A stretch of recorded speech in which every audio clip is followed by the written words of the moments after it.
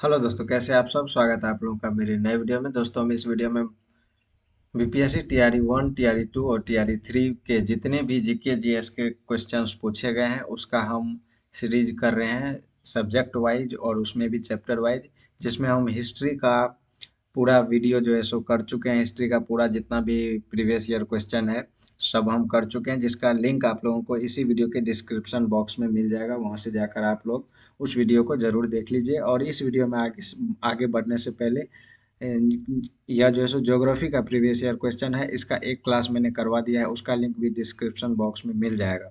तो वीडियो में आगे बढ़ने से पहले बस आप लोगों से छोटा सा रिक्वेस्ट है कि वीडियो को लाइक कर दीजिए और चैनल को सब्सक्राइब जरूर कर लीजिए, और हो सके तो दोस्तों के साथ शेयर कर दीजिए। वीडियो को लाइक करना आप लोगों का बहुत ज़्यादा इंपॉर्टेंट है। जितने भी लोग वीडियो को देख रहे हैं, आप लोगों से हम्बल रिक्वेस्ट है कि वीडियो को लाइक कर दीजिए, तभी जो है सो यूट्यूब वीडियो को रिकमेंड करता है। तो बढ़ते हैं हम अपने क्वेश्चंस की तरफ। तो हमारा क्वेश्चन आज का, हमारा पहला क्वेश्चन है कि निम्नलिखित क्षेत्रों में से कौन सा भूस्खलन प्रवृत्त नहीं है। निम्नलिखित क्षेत्रों में से कौन सा भूस्खलन प्रवृत्त नहीं है। तो इनमें से कौन सा भूस्खलन प्रवृत्त क्षेत्र नहीं है। पश्चिमी घाट, पूर्वी घाट और हिमालयी क्षेत्र, तो ये तीनों जो है सो भूस्खलन प्रवृत्त क्षेत्र है।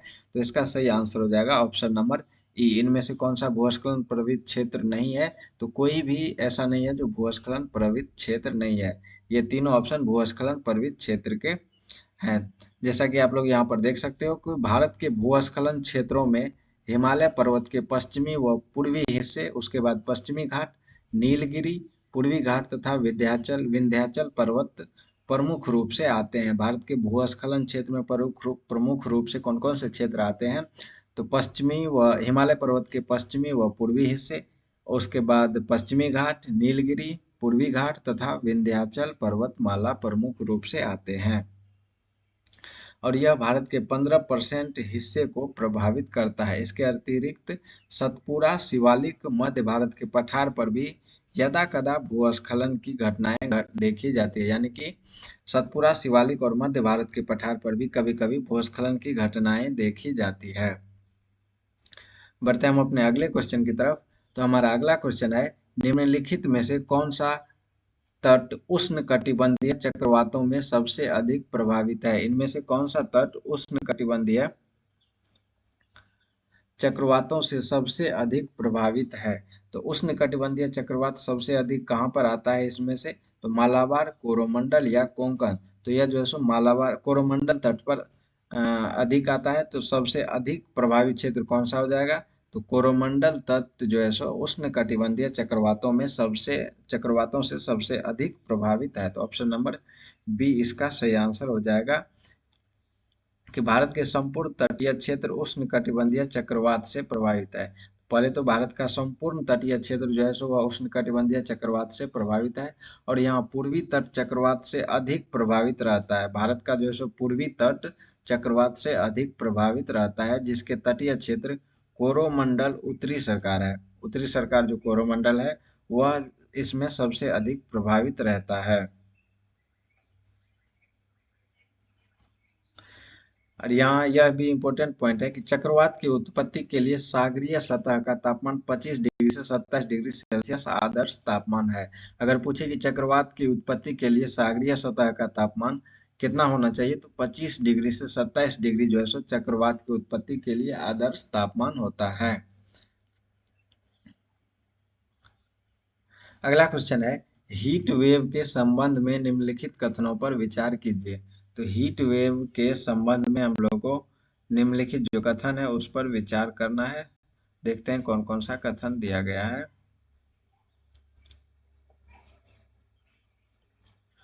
यदि किसी मैदानी इलाके का अधिकतम तापमान कम से कम 30 डिग्री या इससे अधिक तक पहुंच जाता है तो उसे हीट वेव माना जाता है। तो यह जो है सो बिल्कुल गलत है। ऑप्शन एक गलत है। उसके बाद, यदि किसी पहाड़ी इलाके का अधिकतम तापमान कम से कम 40 डिग्री या इससे अधिक पहुंच जाता है तो उसे हीट वेव माना जाता है। तो ऑप्शन नंबर दो भी गलत है। तो इसका सही आंसर हो जाएगा डी, ना तो एक और ना ही दो। तो देख लेते हैं कौन सा सही हो जाएगा। यदि किसी मैदानी इलाके का तापमान अगर कम से कम 40 डिग्री या इससे अधिक तक पहुंच जाता है तब उसे हीट वेव माना जाता है। मैदानी इलाके का तापमान अगर 40 डिग्री सेल्सियस या उससे अधिक पहुंच जाए तो उसे हीट वेव माना जाता है। और पहाड़ी इलाके का अधिकतम तापमान 30 डिग्री या इससे अधिक पहुंच जाता है, या यदि पहाड़ी इलाके का तापमान कम से कम 30 या फिर उससे अधिक पहुंच जाए तो तब उसे हीट वेव माना जाता है।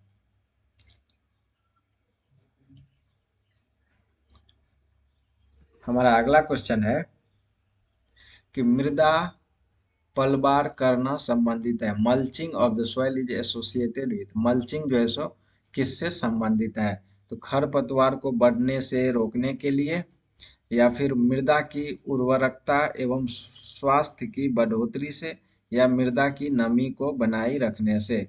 तो इसका सही आंसर क्या हो जाएगा? मल्चिंग किससे संबंधित है?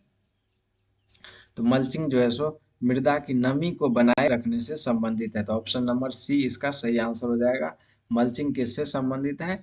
तो मल्चिंग जो है सो मृदा की नमी को बनाए रखने से है। मल्चिंग किसे कहा जाता है? तो मल्चिंग का मुख्य उद्देश्य जो है सो मृदा की नमी को बनाए रखना है।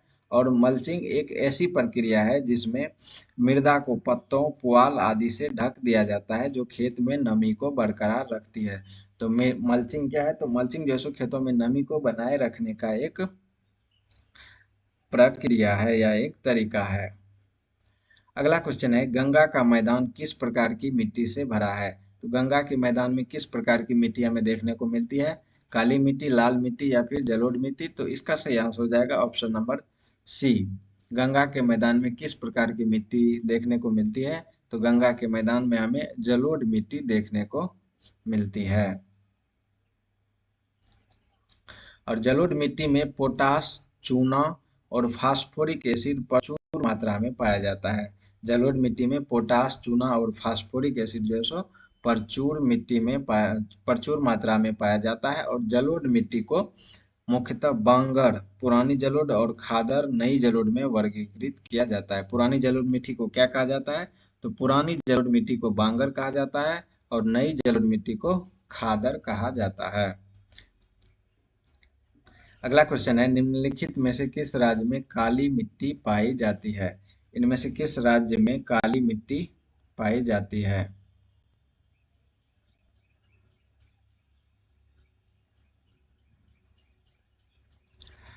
हमारा ऑप्शन है कर्नाटक, गुजरात या फिर उत्तराखंड। तो काली मिट्टी कहाँ पाई जाती है? तो ऑप्शन नंबर डी इसका सही आंसर हो जाएगा। उपयुक्त में से एक से अधिक देख लेते हैं काली मिट्टी कहाँ कहाँ पाई जाती है। तो काली मिट्टी जो है सो महाराष्ट्र, कर्नाटक, गुजरात, मध्य प्रदेश, तमिलनाडु, आंध्र प्रदेश, राजस्थान आदि राज्यों में प्रमुखता से पाई जाती है। काली मिट्टी को रेगुड़ मिट्टी भी कहा जाता है। काली मिट्टी को रेगुड़ मिट्टी कहा जाता है और चरनोजम भी कहा जाता है। काली मिट्टी को रेगुड़ मिट्टी और चरनोजम भी कहा जाता है। इसमें लोहा, चूना, कैल्शियम, पोटाश, एल्युमिनियम की प्रचुरता होती है। नाइट्रोजन, फास्फोरस, जैविक पदार्थों की कमी पाई जाती है। काली मिट्टी में नाइट्रोजन, फास्फोरस और जैविक पदार्थों की कमी पाई जाती है। काली मिट्टी में नाइट्रोजन, फास्फोरस और जैविक पदार्थों की कमी पाई जाती है। और इसमें जल धारण करने की क्षमता सर्वाधिक होती है। काली मिट्टी में जल धारण करने की क्षमता सर्वाधिक होती है। काली मिट्टी में जल धारण करने की क्षमता सर्वाधिक होती है। काली मिट्टी कहाँ कहाँ पाई जाती है? तो महाराष्ट्र, कर्नाटक, गुजरात, मध्य प्रदेश, तमिलनाडु, आंध्र प्रदेश और राजस्थान आदि राज्यों में प्रमुखता से पाई जाती है। हमारा अगला क्वेश्चन है, किस राज्य में सबसे अधिक लेटेराइट मिट्टी है? इनमें से किस राज्य में लेटेराइट मिट्टी सबसे अधिक पाया जाता है? उत्तर प्रदेश, बिहार या फिर मेघालय? तो लेटेराइट मिट्टी सबसे अधिक कहाँ पाया जाता है? तो इनमें से ऑप्शन नंबर सी इसका सही आंसर है। लेटेराइट मिट्टी सबसे अधिक मेघालय में पाया जाता है। उपरोक्त विकल्पों में मेघालय राज्य में सबसे अधिक लेटेराइट मिट्टी पाई जाती है। यह लगभग 1.26 लाख वर्ग किलोमीटर क्षेत्र पर विस्तृत है। इसका लाल रंग लोहे के ऑक्साइड की उपस्थिति के कारण होता है। लेटेराइट मिट्टी का लाल रंग किसकी उपस्थिति के कारण होता है? तो लोहे के ऑक्साइड की उपस्थिति के कारण होता है। लेटेराइट मिट्टी का लाल रंग किसकी उपस्थिति के कारण होता है? तो लेटेराइट मिट्टी की उपस्थिति के कारण होता है। लेटेराइट मिट्टी में क्रमशः लौह और एल्युमिनियम समृद्ध मात्रा में पाई जाती है। लेटेराइट मिट्टी में लोहा और एल्युमिनियम जो है सो समृद्ध मात्रा में पाया जाता है। और लेटेराइट मिट्टी में नाइट्रोजन, चूना तथा जैविक पदार्थ की कमी होती है। लेटेराइट मिट्टी में नाइट्रोजन, चूना और जैविक पदार्थों की कमी होती है। लेटेराइट मिट्टी में नाइट्रोजन, चूना और जैविक पदार्थों की कमी होती है। लेटेराइट मिट्टी में नाइट्रोजन, चूना और जैविक पदार्थों की कमी होती है। और लेटेराइट मिट्टी सर्वाधिक क्षेत्रफल में केरल, महाराष्ट्र एवं असम में पाया जाता है। लेटेराइट मिट्टी का सर्वाधिक क्षेत्रफल कहाँ पाया जाता है? तो केरल, महाराष्ट्र और असम में। केरल, महाराष्ट्र और असम में लेटेराइट मिट्टी सर्वाधिक पाया जाता है। केरल, महाराष्ट्र और असम में लेटेराइट मिट्टी सर्वाधिक पाया जाता है। केरल, महाराष्ट्र और असम में।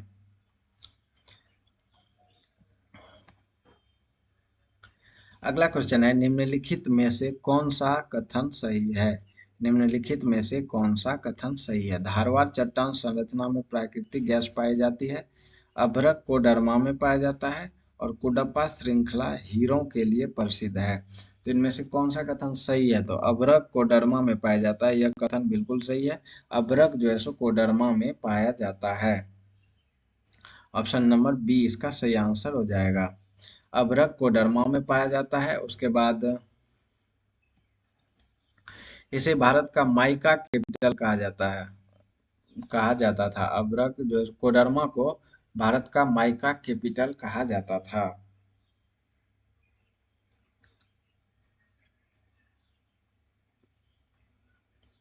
अगला क्वेश्चन है, जब मृदा अति क्षारीय हो, जब मृदा अति क्षारीय हो तथा उसमें पौधे पैदा नहीं होते हो, तब मृदा की गुणवत्ता में सुधार के लिए क्या मिलाना चाहिए? जब मृदा अति क्षारीय हो तथा उसमें पौधे पैदा नहीं होते हों, तब मृदा की गुणवत्ता में सुधार करने के लिए हमें क्या मिलाना चाहिए? तो उसमें जो है सो हमें, अगर वो अति क्षारीय है तो हमें अम्लीय पदार्थ मिलाना होगा। तो ऑप्शन नंबर बी इसमें से सही आंसर इसका हो जाएगा। हमें बिना बुझा हुआ चूना मिलाना चाहिए।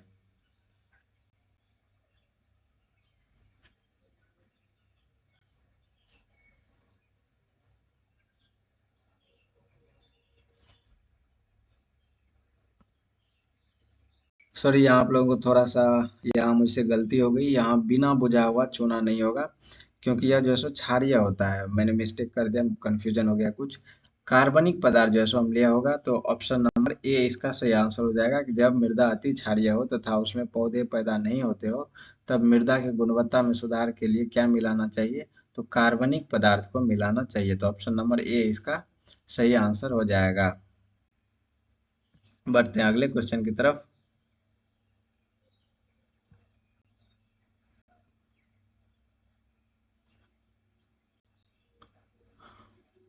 तो हमारा अगला क्वेश्चन है कि भारत की सबसे लंबी सिंचाई नहर कौन सी है? भारत की सबसे लंबी जो सिंचाई नहर है वह कौन सी नहर है? तो भारत की सबसे लंबी सिंचाई नहर इंदिरा गांधी नहर है। ऑप्शन नंबर सी इसका सही आंसर हो जाएगा। भारत की सबसे लंबी सिंचाई नहर कौन सी है?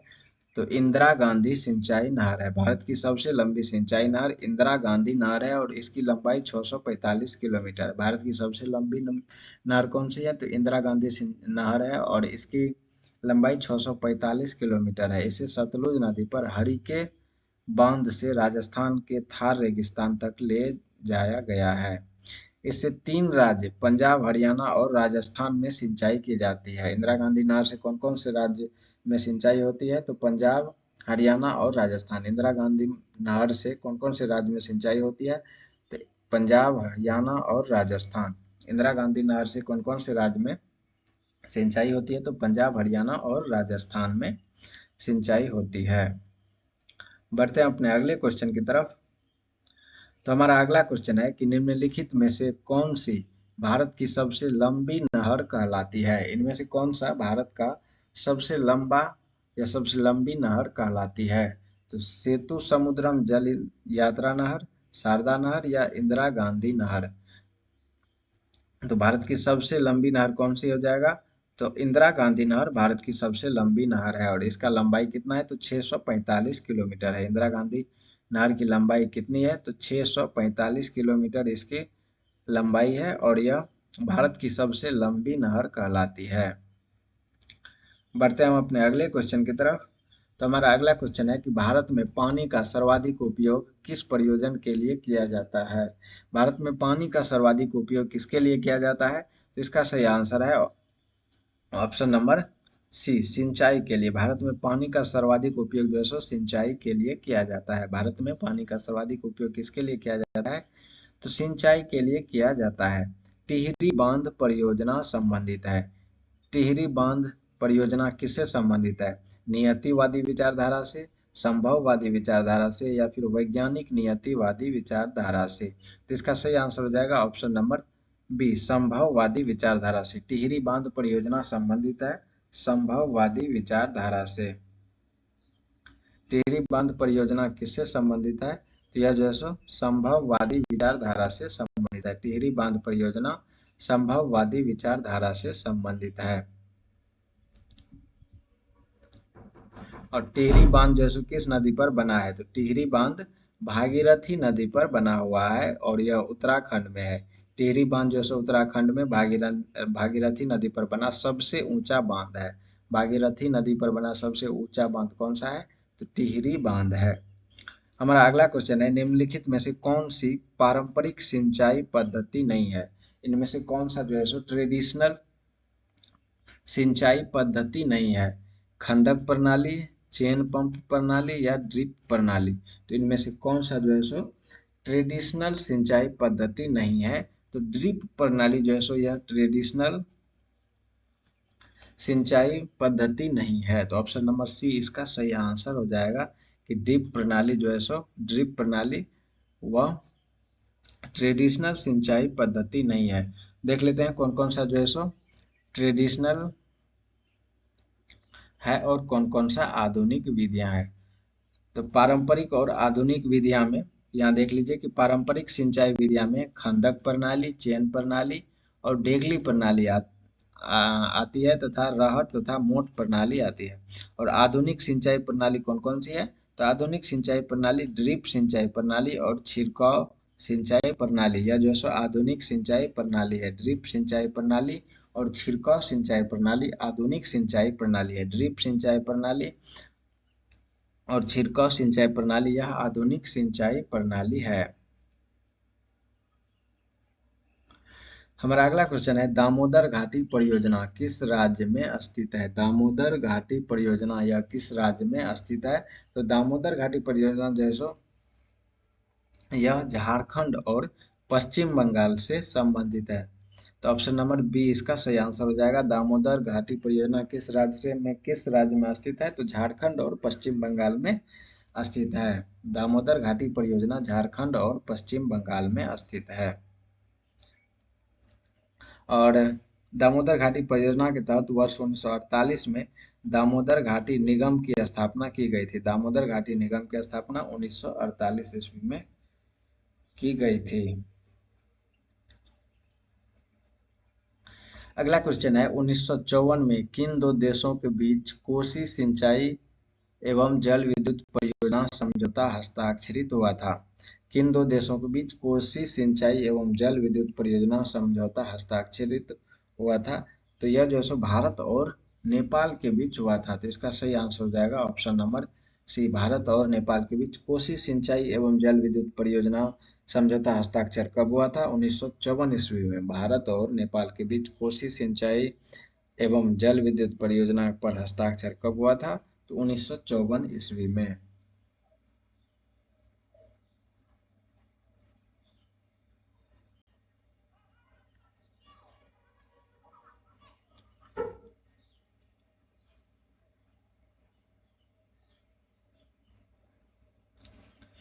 अगला क्वेश्चन है, निम्नलिखित में से कौन सा बांध महानदी पर स्थित है। इनमें से कौन सा बांध महानदी पर स्थित है। हीराकुंड बांध, दुधवा बांध, या घुमरा पदार बांध।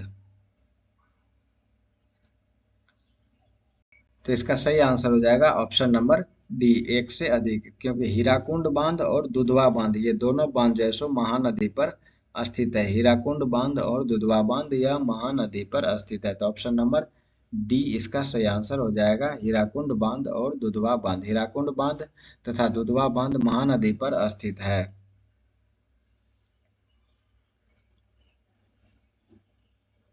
अगला क्वेश्चन है कि झारखंड का घाटशिला किस खनिज उत्पादन के लिए प्रसिद्ध है। तो झारखंड का घाटशिला जो है सो वह तांबा उत्पादन के लिए प्रसिद्ध है। ऑप्शन नंबर सी इसका सही आंसर हो जाएगा। झारखंड का घाटशिला किस खनिज के उत्पादन के लिए प्रसिद्ध है। तो तांबा उत्पादन के लिए प्रसिद्ध है। झारखंड के घाटशिला में तांबा का उत्पादन होता है।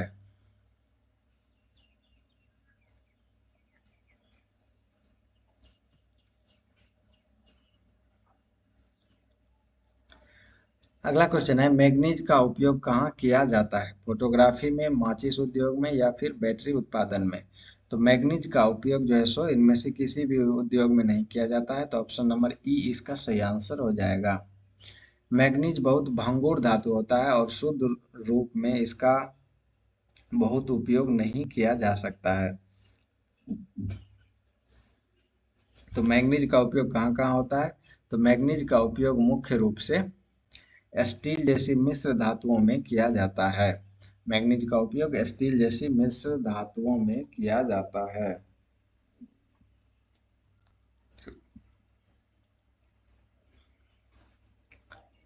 अगला क्वेश्चन है भारत में ज्वारीय एवं तरंग ऊर्जा उत्पादन के लिए अधिक अनुकूल परिस्थितियां कहाँ पाई जाती है।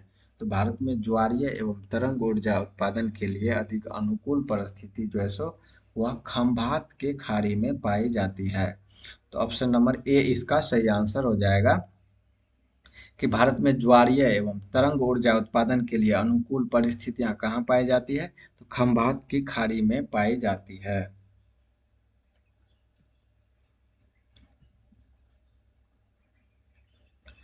अगला क्वेश्चन है निम्नलिखित में से कौन सा ऊर्जा का पारंपरिक स्रोत नहीं है। इनमें से कौन सा ऊर्जा का पारंपरिक स्रोत नहीं है।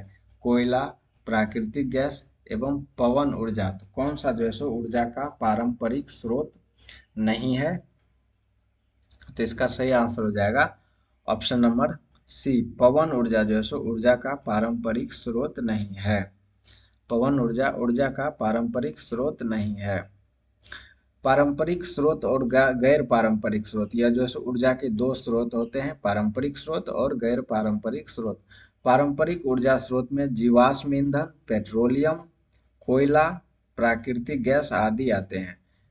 और गैर पारंपरिक ऊर्जा स्रोत में पवन ऊर्जा, बायोमास और नवीकरणीय ऊर्जा संसाधन आते हैं।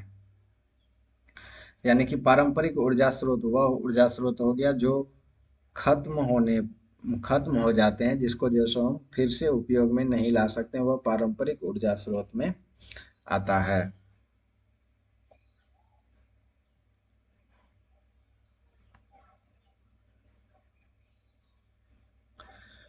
अगला क्वेश्चन है मोनोजाइट रेत में निम्नलिखित में से कौन सा खनिज पाया जाता है। तो मोनोजाइट रेत में निम्नलिखित में से कौन सा खनिज पाया जाता है। खनिज तेल, यूरेनियम या फिर थोरियम। तो इसका सही आंसर है ऑप्शन नंबर सी थोरियम। यू मोनोजाइट रेत में जो है सो थोरियम खनिज पाया जाता है। मोनोजाइट रेत में थोरियम खनिज पाया जाता है।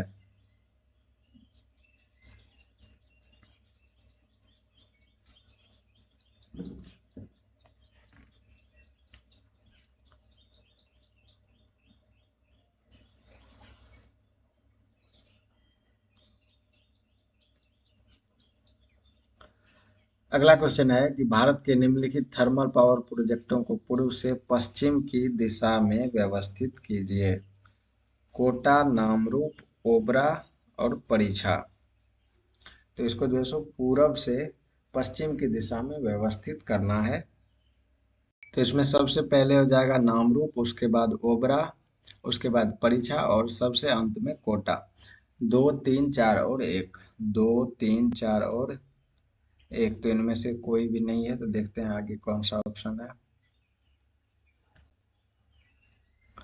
तो ऑप्शन नंबर सी इसका सही आंसर है। थर्मल पावर प्लांट भारत के राष्ट्रीय पावर ग्रिड में बिजली का सबसे बड़ा हिस्सा योगदान करता है। नामरूप यह जो है सो असम में स्थित है, यह सबसे पूर्व में है। ओबरा उत्तर प्रदेश के सोनभद्र जिले में स्थित है। और परीक्षा उत्तर प्रदेश के झांसी जिले में बेतवा नदी के किनारे स्थित है। और कोटा जो है सो राजस्थान में स्थित है।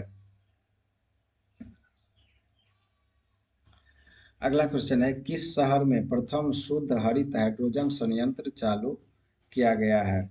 प्रथम शुद्ध हरित हाइड्रोजन संयंत्र कहाँ चालू किया गया है? तो इसका सही आंसर, इनमें से जो है सो कोई भी इसका सही आंसर नहीं है। ऑप्शन नंबर ई इसका सही आंसर हो जाएगा। ऑल इंडिया लिमिटेड द्वारा असम के जोराहट पंप स्टेशन पर 10 किलोग्राम प्रतिदिन की स्थापित क्षमता के साथ भारत के पहले 99.999% शुद्ध ग्रीन हाइड्रोजन प्लांट की शुरुआत की गई है। तो किस शहर में प्रथम शुद्ध हरित हाइड्रोजन संयंत्र चालू किया गया है? तो वह जो है सो असम में चालू किया गया है।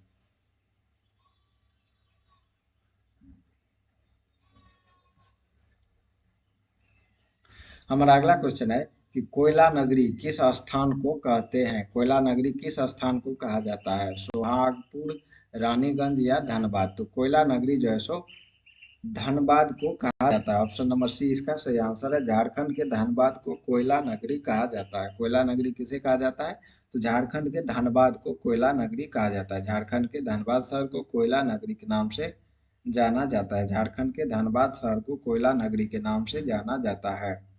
अगला क्वेश्चन है कि भारत के खनिज तेल उत्पादक क्षेत्र और इसकी अवस्थितियों का सही युग्म कौन सा है?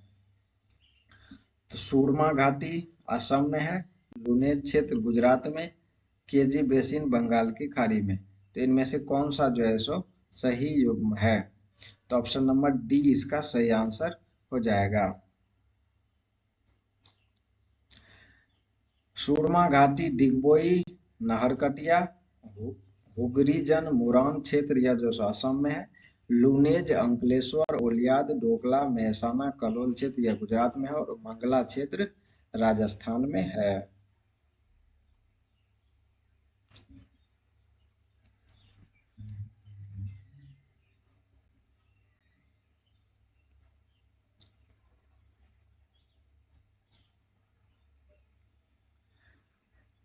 अगला क्वेश्चन है कि बिहार के किस जिले में रेशमी वस्त्र का उत्पादन सर्वाधिक होता है? तो बिहार के किस जिले में सिल्क का उत्पादन, रेशम वस्त्र का उत्पादन सबसे अधिक होता है? तो यह जो है सो भागलपुर में होता है। तो ऑप्शन नंबर बी इसका सही आंसर हो जाएगा।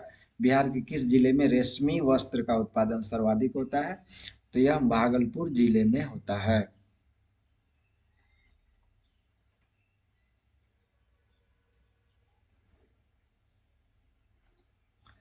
हमारा अगला क्वेश्चन है, बरौनी तेल शोधक संयंत्र बिहार के किस जिले में स्थित है? तो बरौनी तेल शोधक संयंत्र बिहार के किस जिले में स्थित है? तो यह जो है सो बिहार के बेगूसराय में स्थित है। बरौनी तेल शोधक संयंत्र यह बिहार के बेगूसराय जिले में स्थित है। ऑप्शन नंबर बी सही आंसर हो जाएगा कि बरौनी तेल शोधक संयंत्र कहाँ स्थित है? तो यह बेगूसराय जिले में स्थित है, बिहार के बेगूसराय में स्थित है। और बरौनी जो है सो भारत के बिहार राज्य के बेगूसराय में स्थित है।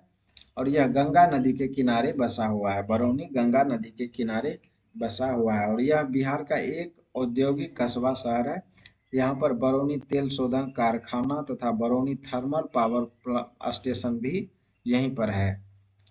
और इसका जो है सो यह संयंत्र रूस और रोमानिया की मदद से स्थापित किया गया था। बरौनी तेल शोधक संयंत्र रूस और रोमानिया की मदद से स्थापित किया गया था। और यह वर्ष 1964 ईस्वी में इसका स्थापना किया गया था। बरौनी तेल शोधक कारखाना का स्थापना कब किया गया था? तो 1964 ईस्वी में किया गया था। बरौनी तेल शोधक कारखाना का स्थापना 1964 ईस्वी में किया गया था।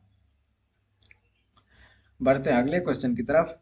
तो हमारा अगला क्वेश्चन है कि मुंबई और नई मुंबई को जोड़ने वाले अटल सेतु की कुल लंबाई कितने किलोमीटर है? तो अटल सेतु का कुल लंबाई कितना है? तो 21.8 किलोमीटर जो है सो अटल अटल सेतु का कुल लंबाई है। ऑप्शन नंबर बी सही आंसर है। अटल सेतु का कुल लंबाई कितना है? तो 21.8 किलोमीटर। अटल सेतु का कुल लंबाई कितना है? तो 21.8 किलोमीटर है। और यह 16.5 किलोमीटर इसमें से समुद्र में तथा 5.5 किलोमीटर जमीन पर है।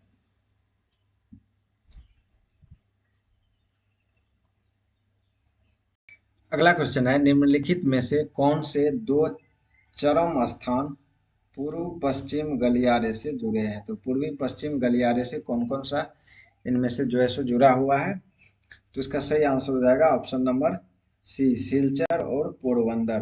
पूर्वी पश्चिमी गलियारे जो है सो सिलचर और पोरबंदर को जोड़ता है, तो ऑप्शन नंबर सी इसका सही आंसर हो जाएगा। सिलचर और पोरबंदर पोरबंदर दो चरम स्थान पूर्वी पश्चिम गलियारे से जुड़े हुए हैं। अगला क्वेश्चन है कि शिप्रवेग टूरिज्म के संदर्भ में सोची रीफ, एमीसॉल तथा ग्रांडे द्वीप पर भारतीय जल में जहाजों के मलबे का पता लगाया गया है। यह स्थान कहाँ है? तो यह स्थान जो है सो लक्षद्वीप सॉरी गोवा के तट के बाहर स्थित है, तो इसका सही आंसर हो जाएगा ऑप्शन नंबर ए।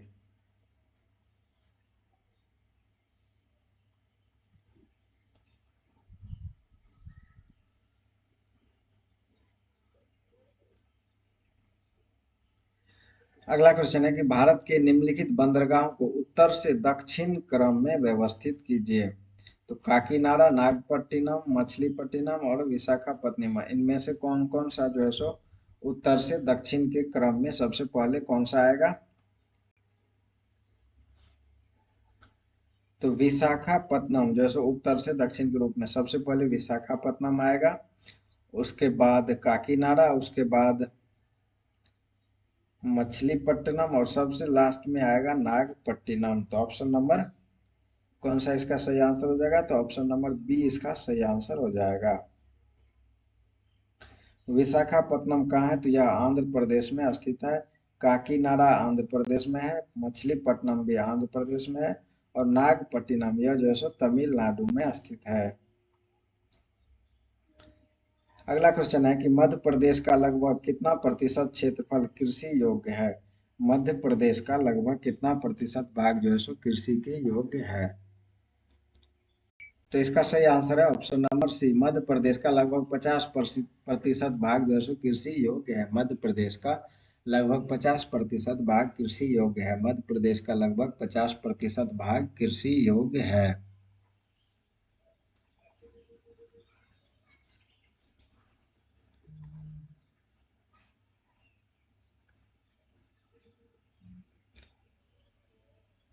हमारा अगला क्वेश्चन है कि भारत में हरित क्रांति का श्रेय किसे जाता है? भारत में हरित क्रांति लाने का श्रेय किसे जाता है?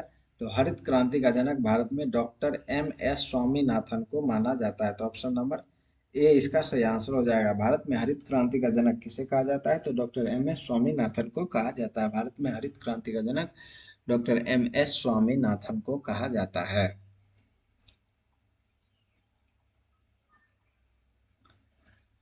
अगला क्वेश्चन है कि मोटा अनाज को चमत्कारिक अनाज और भविष्य की फसल कहा जाता है, तो इसे जो है सो यह क्यों कहा जाता है? मोटा अनाज को चमत्कारिक अनाज और भविष्य का फसल क्यों कहा जाता है?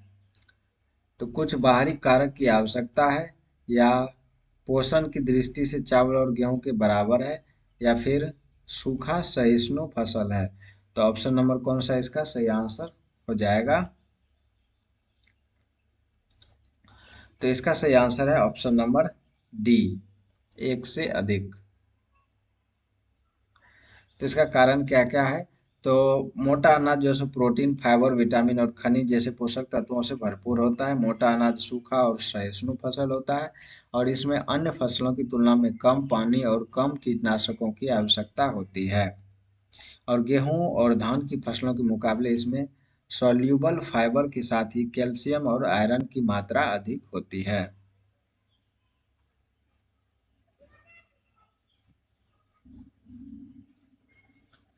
अगला क्वेश्चन है निम्नलिखित में से कौन सी उड़ीसा का स्थानांतरणशील कृषि है? तो उड़ीसा में शिफ्टिंग कल्टीवेशन को क्या कहा जाता है?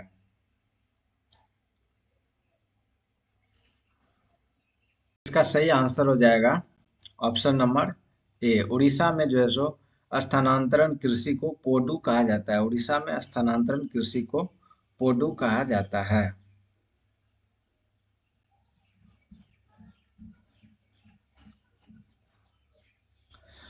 उड़ीसा और आंध्र प्रदेश में स्थानांतरण कृषि को पोडू के नाम से जाना जाता है। उड़ीसा और आंध्र प्रदेश में स्थानांतरण कृषि को पोडू कहा जाता है। पोडू कहाँ कहा जाता है? तो उड़ीसा और आंध्र प्रदेश में स्थानांतरण कृषि को या जिसे हम झूम खेती भी कहा जाता है, उसे पोडू कहा जाता है। और बेवर और दहिया यह जो है सो बुंदेलखंड क्षेत्र मध्य प्रदेश में कहा जाता है। और पेंडा यह जो है सो महाराष्ट्र में कहा जाता है। स्थानांतरण कृषि को महाराष्ट्र में पेंडा कहा जाता है। स्थानांतरण कृषि को महाराष्ट्र में पेंडा कहा जाता है। अगला क्वेश्चन है कि फलों एवं सब्जियों की खेती कहलाती है। फलों एवं सब्जियों की खेती क्या कहलाती है? तो फलों एवं सब्जियों की खेती को बागवानी कहा जाता है। तो ऑप्शन नंबर सी इसका सही आंसर हो जाएगा। फलों एवं सब्जियों की खेती को बागवानी कहा जाता है। फूलों की खेती को फ्लोरिकल्चर कहा जाता है। रेशम के कीटों के पालन को सेरिकल्चर, मधुमक्खी पालन को एपीकल्चर, मछली पालन को पीसीकल्चर और फल उत्पादन को पोमोलॉजी कहा जाता है। अगला क्वेश्चन है कि उत्तरी भारत में शीतकाल में उपजाई जाने वाली चावल की फसलों के स्थानीय नाम हैं। तो उत्तरी भारत में शीतकाल में उपजाई जाने वाली चावल की फसलों के स्थानीय नाम क्या क्या हैं? तो इसका सही आंसर क्या हो जाएगा? अमन, साली और अगहनी। इसका सही आंसर है ऑप्शन नंबर बी। उत्तरी भारत में शीतकाल में उपजाई जाने वाली फसलों के स्थानीय नाम अमन, साली और अगहनी है। अगला क्वेश्चन है निम्नलिखित में से कौन सा स्थानांतरित कृषि का स्थानीय नाम है? इनमें से कौन सा जो है सो स्थानांतरित कृषि का स्थानीय नाम है? बेवर, दहिया, पोडू ये सभी जो है सो स्थानांतरित कृषि का स्थानीय नाम है। तो ऑप्शन नंबर डी इसका आंसर हो जाएगा। स्थानांतरित कृषि को झूमिंग खेती भी या झूम खेती भी कहा जाता है।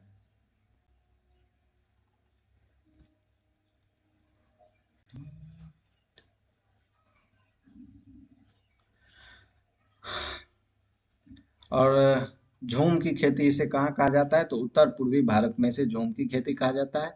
बेवर दहिया मध्य प्रदेश बुंदेलखंड भाग में कहा जाता है। दीपा बस्तर जिला में और पोडू आंध्र प्रदेश में कहा जाता है। और पेंडा जो है सो महाराष्ट्र में इसे पेंडा के नाम से जाना जाता है। अगला क्वेश्चन है निम्नलिखित में से कौन सा मल्चिंग शब्द की व्याख्या करता है? तो फसलों के बीच खाली जमीन को पुआल जैसे जैविक पदार्थ की परत से ढकना, यही जो है सो मल्चिंग कहलाता है। ऑप्शन नंबर ए इसका सही आंसर हो जाएगा।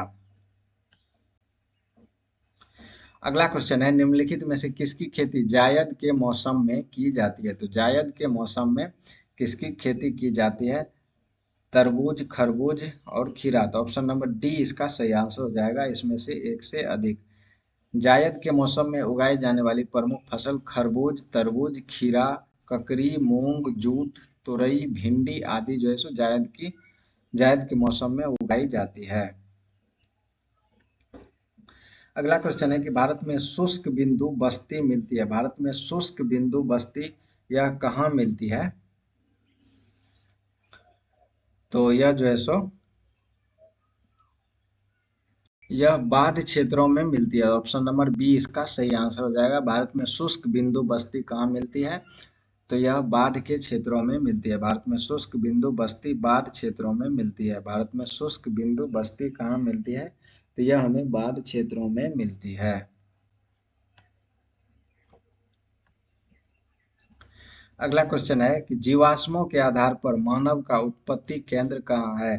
तो जीवाश्मों के आधार पर मानव का उत्पत्ति केंद्र यह अफ्रीका की रिफ्ट घाटी में बताया जाता है। तो ऑप्शन नंबर ए इसका सही आंसर हो जाएगा।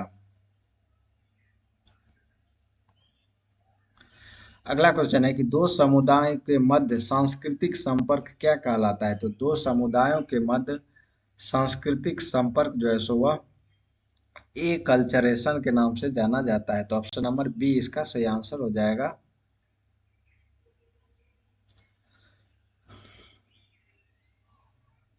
अगला क्वेश्चन है किसी समुदाय को अनुसूचित जनजाति के रूप में घोषित करने के लिए आवश्यक विशिष्टताएं हैं।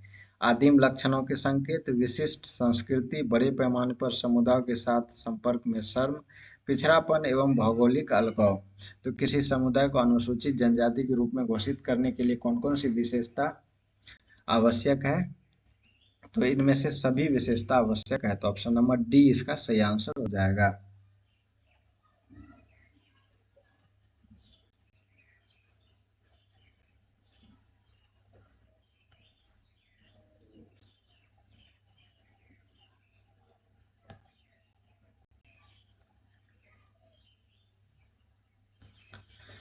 अगला क्वेश्चन है कि भारत का स्थलाकृत मानचित्र किस संगठन द्वारा बनाया जाता है? तो भारत का स्थलाकृत मानचित्र टोपोग्राफिकल मैप, भारत का टोपोग्राफिकल मैप किसके द्वारा बनाया जाता है? तो यह जो है so the survey of India के द्वारा बनाया जाता है, या भारतीय भूवैज्ञानिक सर्वेक्षण के द्वारा बनाया जाता है, या भारतीय प्राणी सर्वेक्षण, किसके द्वारा बनाया जाता है? तो यह जो है so the survey of India भारतीय सर्वेक्षण विभाग के द्वारा बनाया जाता है, तो इसका सही आंसर है ऑप्शन नंबर बी। अगला क्वेश्चन मिलान करने के लिए है, तो इसका जो है सो देख लेते हैं कौन कौन सा कहाँ कहा जाता है। तो चार, यह जो है सो डेल्टा कहा जाता है, कंकर बांगड़ में पाया जाता है, कयाल तटीय मैदान में पाया जाता है, और मांड यह पंजाब के मैदान से संबंधित है। अगला क्वेश्चन है कि सूची एक को सूची दो से सुमेलित करना है।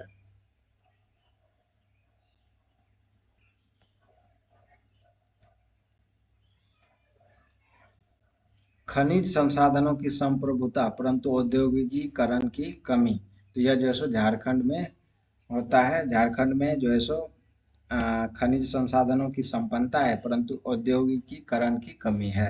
जल संसाधनों की संप्रभुता परंतु आधारभूत संरचना के विकास की कमी, तो यह अरुणाचल प्रदेश में संबंधित है। उसके बाद सौर और वायु ऊर्जा की संपन्नता परंतु जल संसाधनों की कमी, तो यह राजस्थान में इस तरह की घटना देखने को मिलती है। और खनिज संसाधनों की संपन्नता परंतु परिवहन और संचार के साधनों की कमी, तो इससे लद्दाख संबंधित है।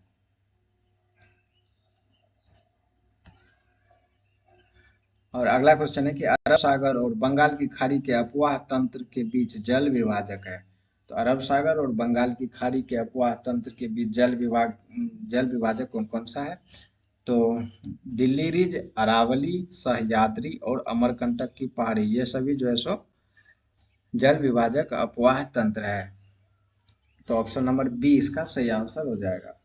तो ये जो है सो हम लोग का लास्ट क्वेश्चन आल था ज्योग्राफी का, बिहार ज्योग्राफी सॉरी भारत के भूगोल का हमारा यह लास्ट क्वेश्चन था। और अगले वीडियो में हम जो है सो विश्व का भूगोल शुरू करने वाले हैं। तो अगर आप लोगों ने वीडियो को लास्ट तक देखा है तो आप लोगों का बहुत बहुत धन्यवाद। और इस वीडियो को अगर आप लोगों ने अभी तक लाइक नहीं किया है तो वीडियो को लाइक करके चैनल को सब्सक्राइब कर लीजिए। मिलेंगे अगले वीडियो में, विश्व का भूगोल हम शुरू करेंगे। इस तब तक के लिए जो है सो आप लोगों को थैंक यू, और मिलेंगे अगले वीडियो में। बाय।